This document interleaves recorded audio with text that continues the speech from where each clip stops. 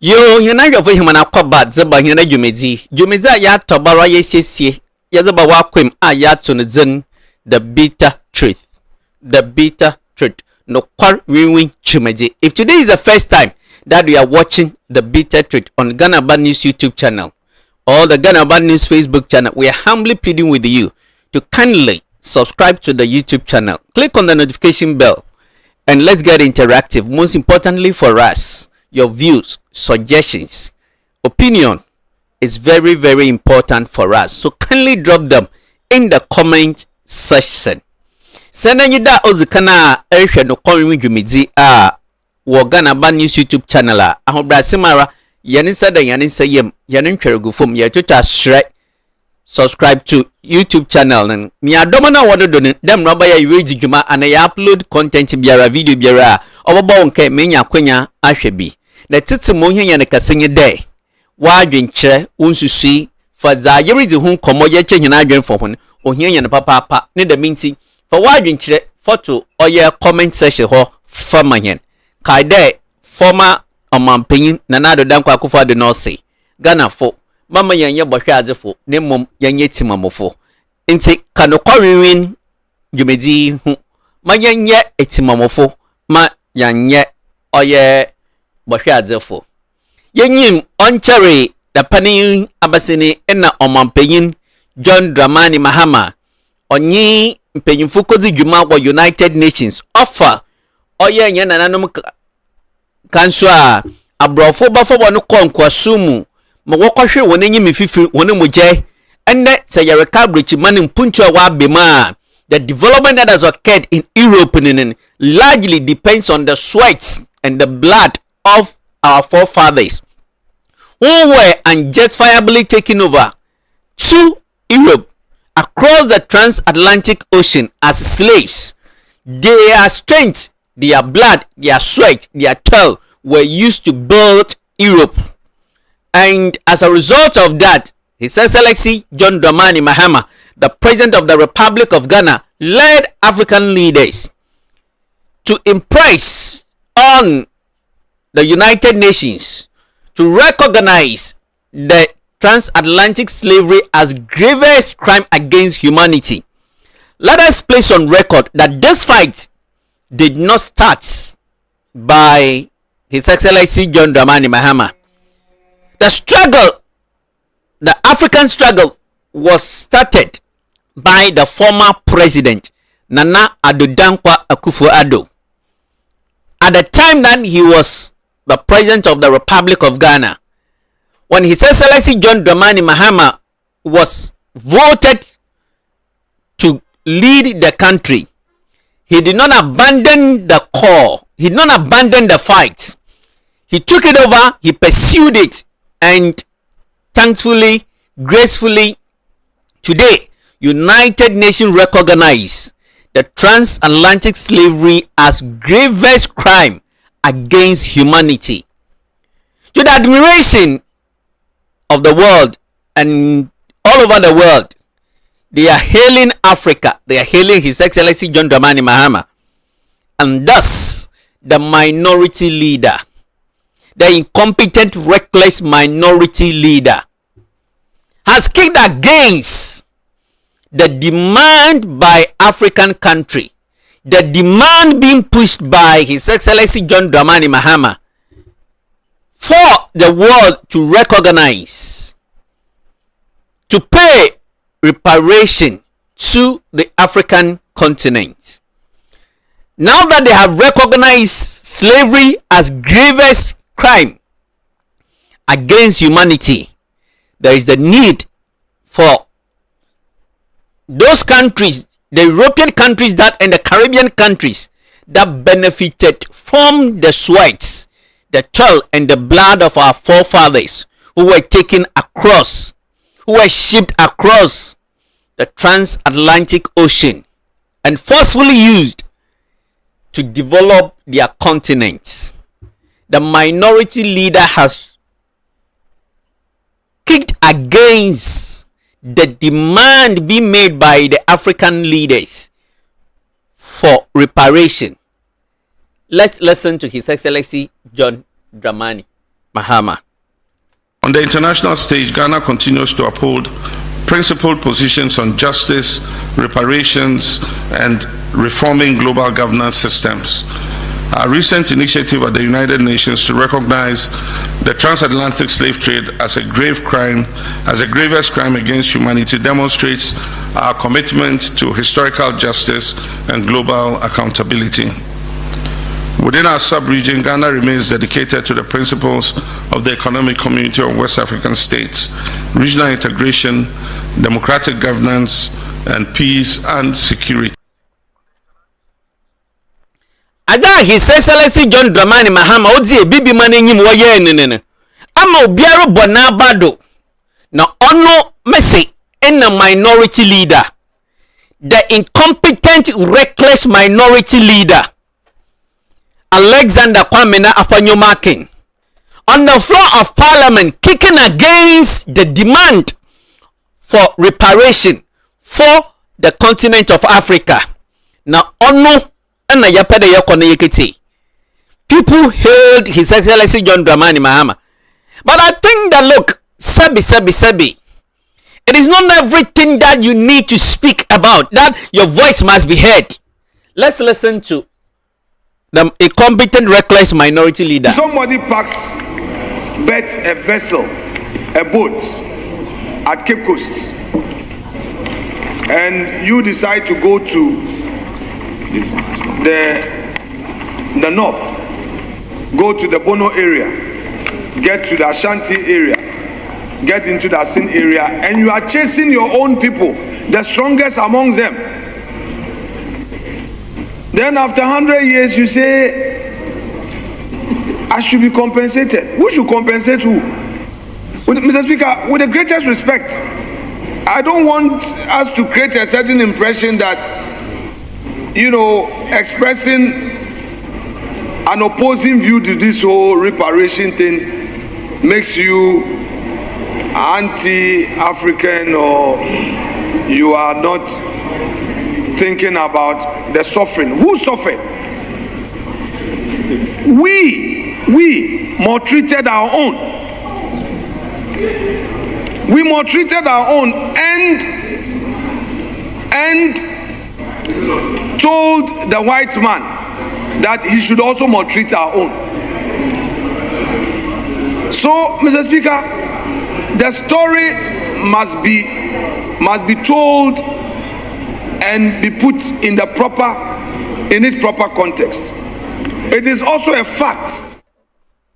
Insati, Sabi in Semuhu, you have heard the incompetent, reckless statements that the minority leader on his feet on the floor of parliament, kicking against the demand for reparation for the slavery, the injustices, for the crime that was committed against our forefathers who were forcefully taken against their will across the transatlantic ocean to be used, that through their toils of their sweat, blood, and strength, the Europe has developed their continent. Caribbean has developed their continent. When the United Nations, when the global society has recognized that yes, it is true that transatlantic slavery is a gravest crime against humanity, the incompetent, reckless, political sycophants, minority leader, political hypocrites, minority leader, on his feet, kicking against the demand for reparation by African leaders, and his mischief, his usual mischief, trying to justify that, look, Africans were part of it, so they have no moral justification, they have no moral rights to demand reparation. And let it not be that because he's putting the issue in the right perspective with it, let it not look like he's against Africans.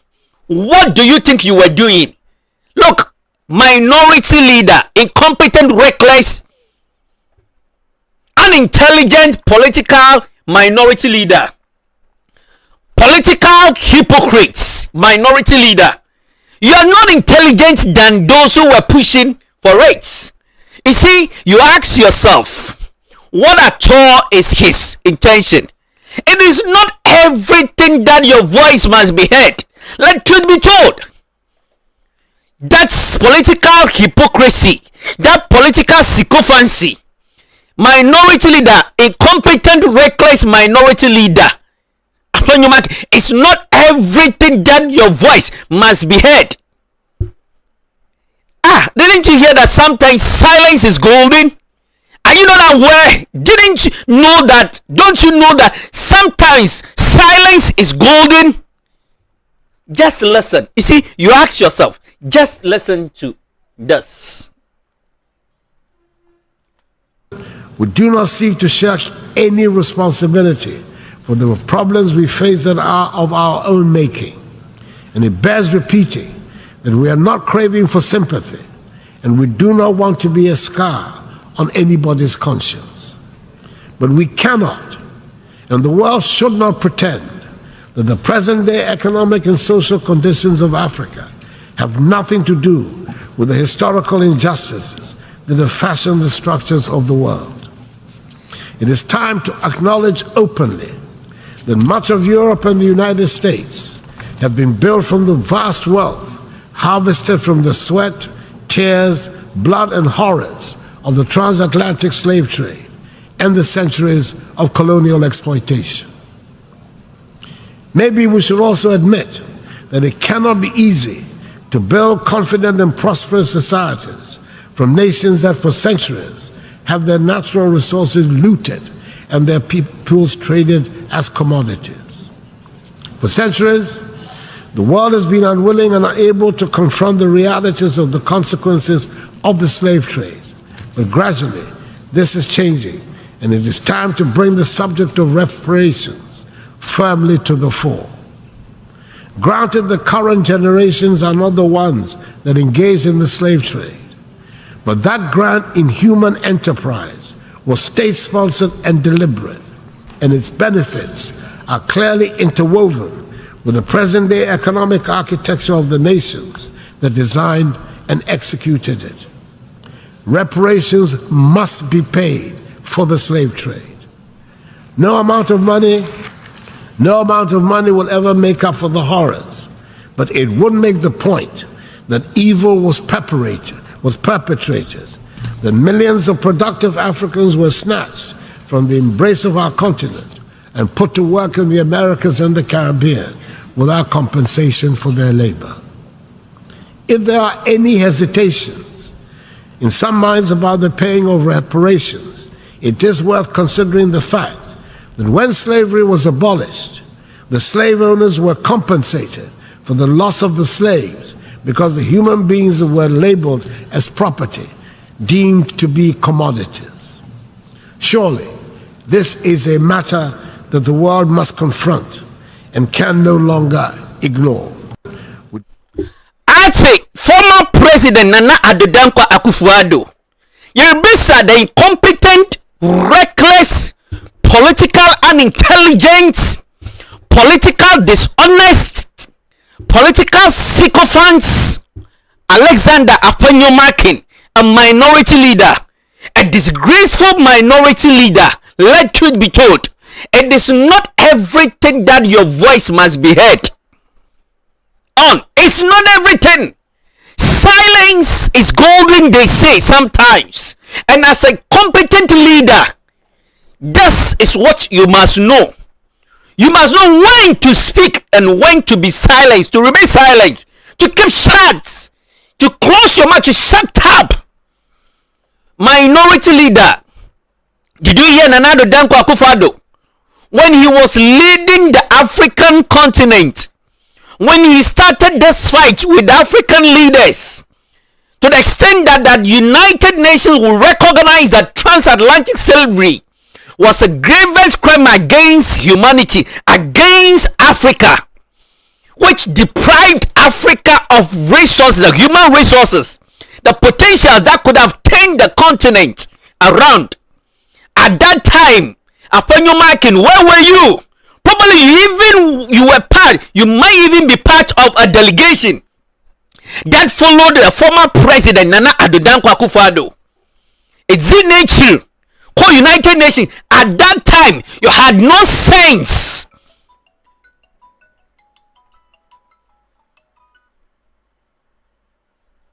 You had no common sense to impress on Nana Addo Akufo-Addo to abandon it. Let truth be told. I will have only one message for the minority leader in Ghana.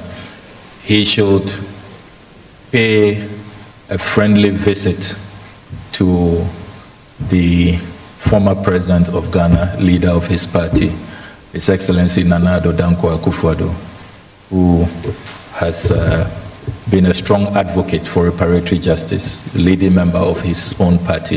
You should pay him a visit. There's an Easter weekend coming up. It will be nice for him to pay former President Nana Akufo-Addo a nice visit. He should go with an Easter gift, sit with him, and let former President Nana Addo Akufo-Addo educate him on reparatory justice. I think it will do him a lot of good before his next pronouncement in Parliament. That's all I have to tell him. Thank you, Ablakwa. You have said it right. He should visit Nana Addo Akufo-Addo for him to be educated. Thus,